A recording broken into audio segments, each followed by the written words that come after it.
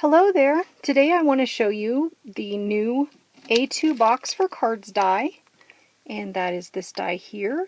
It's one piece that makes tops and bottoms for boxes, and I just want to show you the directions on how to do that. And I wanted to show you, this is my carrot box. This is one of the ideas you could use for the A2 card, or box for cards rather. So what I've done here is I have put some carrot chocolates from the Dollar Tree in here, and this is something that we could do a tutorial on later as to how to decorate it and how to do the window and all that.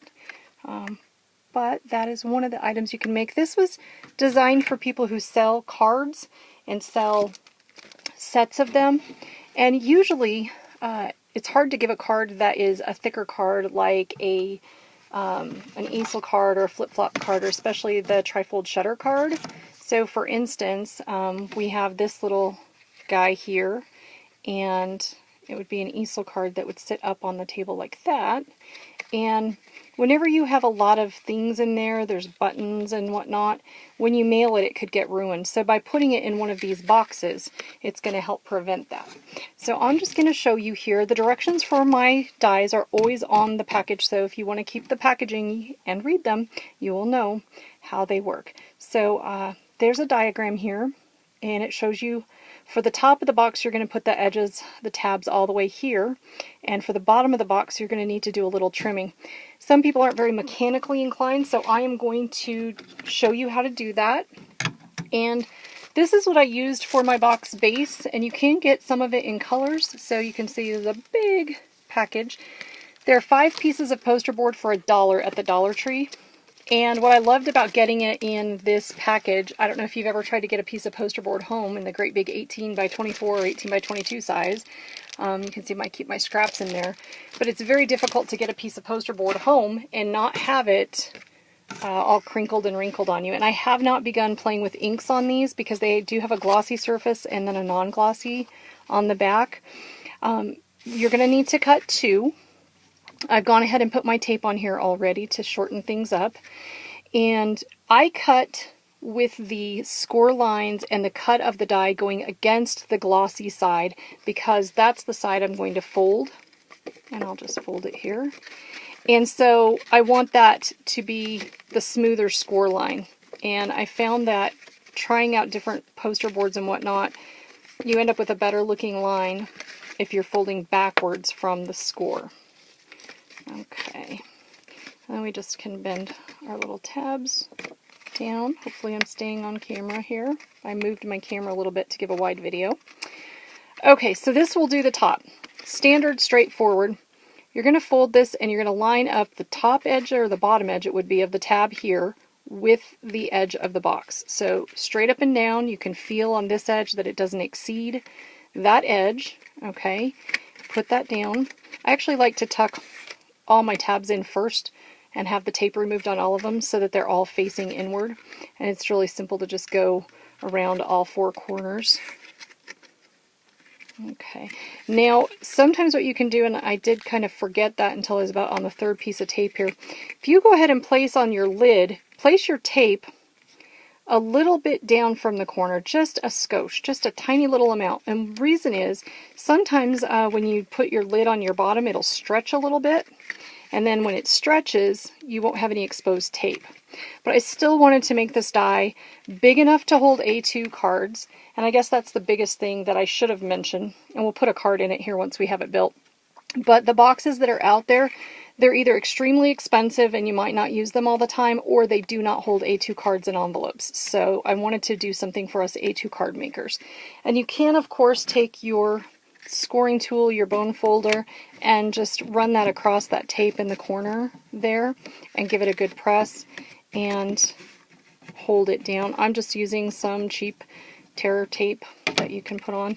The ATG tape is really strong. Okay, so now we're going to repeat that, but we're going to do the bottom. Okay, so folds. And what I did, since it was a gigantic sheet of poster board, to cut out the pieces I needed, and you could maybe chop down all of your poster board to that size, I just lay the die on the poster board, pretend that this black here is the poster board, and I just lay the die down on it, and then I increase my brightness there. I just looked up and it was very dark. Okay, that might be too bright. Okay, so I lay the die down on the corner edge of the poster board, and then I would just draw a line or put a mark, and then put a mark for how big the side is. And then I would cut the poster board off all the way across, and then cut it here and measure and cut it there. So you could cut all of your pieces right to the exact die size, and then you will only have that much waste. It only leaves that little tiny, like 1/8 of an inch from the edge of the die waste. So you could do that, and then you wouldn't have to store those gigantic chunks of poster board. Okay, back to what we were doing here. So in the directions, it shows that I need to exceed the edge here and leave a little tabby sticking out.